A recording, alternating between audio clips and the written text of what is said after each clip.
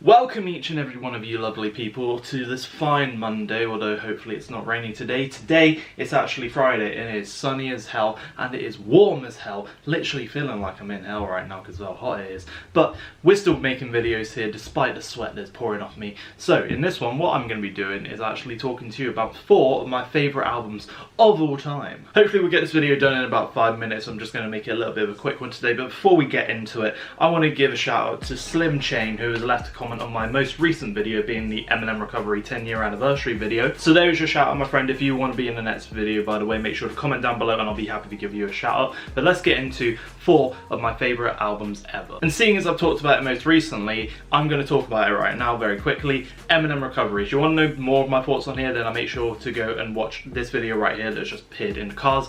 That will take you to my recent video about Eminem Recovery, where the comment recently just came from. So that will give you my in-depth thoughts a bit more on the album there.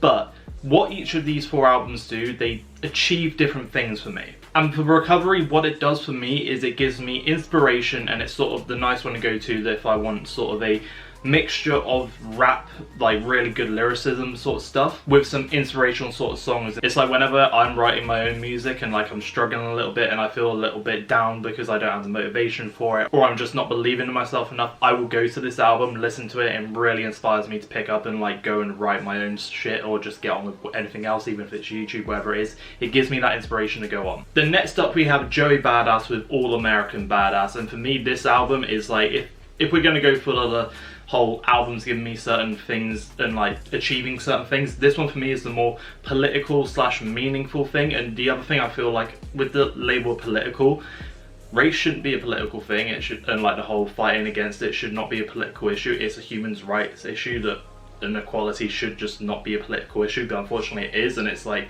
especially in America, it's also here in the UK as well as other countries, but it's like there's a lot of racism that goes on in politics. So this album to me sort of feels like it attacks the sort of more political sides of racism. But it's just like one of those albums that are really good to listen to, and just sort of like, for me as someone who's white, it's just a nice, it's like a good thing to listen to as a sort of way of understanding how people of colour feel. And the album itself isn't just like a rap album, it mixes in a lot of like black cultured music. So like bit of blues, a bit of jazz, and a bit of rap and hip hop in there, and it mixes them, probably a few more genres as well, but those are like the main 3 that stand out to me. And they like create this amazing piece of music that's just really nice to listen to, not just for like, so I think sometimes with music it can be very much like, there are some songs that are very meaningful, but you have to sort of be in the mood to listen to them and like properly listen fully to them.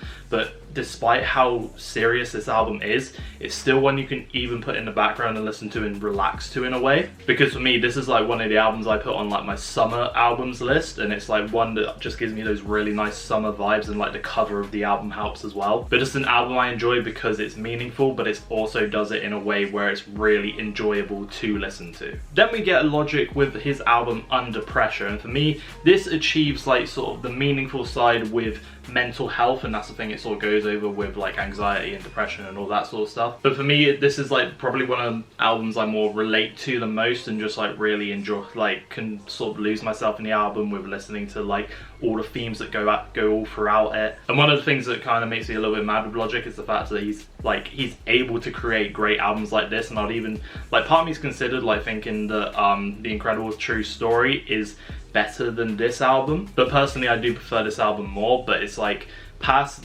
The Incredible True Story, it's like you get everybody, and that sort of seems like it's trying to do what Under Pressure did, and then it's like past that point it just feels like he loses touch a bit and tries to go in quantity over quality, thinking he's making quality, but it's really just like the quantity just taken over more than anything, and trying to like boast about how many albums he's got out in like the past 4 years, whatever it is. Although Bobby Tarantino is good shit, and it's quite amazing that so far this year he hasn't dropped an album. I know he dropped a single for OCD, but I have to say I do love that song, and it's kind of got me re-excited for the fact he may be dropping No Pressure, his album, which is actually kind of a follow-up to Under Pressure, and that kind of gets me hyped. Anyway, I'm going off topic about this. Let's move back to talking about Under Pressure. I just enjoy the themes in that album, and also like the way some of the songs go on. And probably one of my favorite songs on the album is Buried Alive. I just really like that song, and just like the whole melody of it, the sound of the instrumental on it.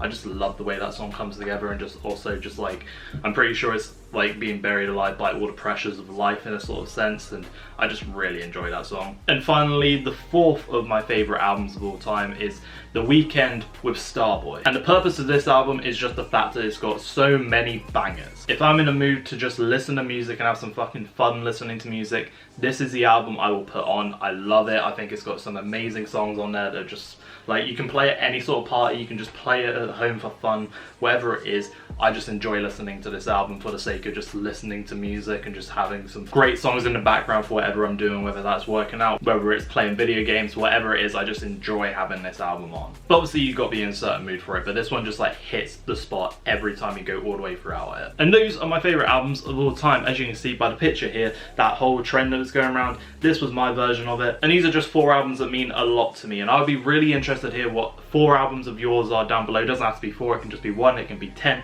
I don't care, just let me know in the comments down below, and you may be featured in my next video on Thursday. So make sure to leave a comment down below, and also let me know what your thoughts are on these albums that I've shared with you today. That's the end of the video, guys, so thank you for watching. I know it's been a bit of a short one today, but I just wanted to make a shorter one and just like put something out, because I've been trying to edit a really long video, and I just wanted like a little bit of a nice video to put out. And I know last week I only did 1 video and it went out a bit later than the schedule was intended, but it doesn't matter. I also did 2 streams last week, which I'm really happy with. I'll probably be streaming probably tomorrow night maybe, so make sure to set reminders or like set notifications on so you don't miss out on that sort of stuff. Or even better, go and follow me on Discord, because that is the best place to sort of stay up to date with the channel and know when everything's going down on like live stream sort of side, get some like channel exclusive or when new content is going to be going out, or just to talk with people who are interested in similar things as you. But anyway everyone, I've been Ollie Rodriguez Stallman. I appreciate you for watching this video, and I shall see you in the next one, so make sure to take care and have a good day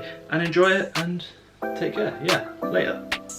Self-doubt making me doubt, my name is getting out. Self-doubt making me doubt, my day is coming round. Self-doubt making me doubt, I can fix my mental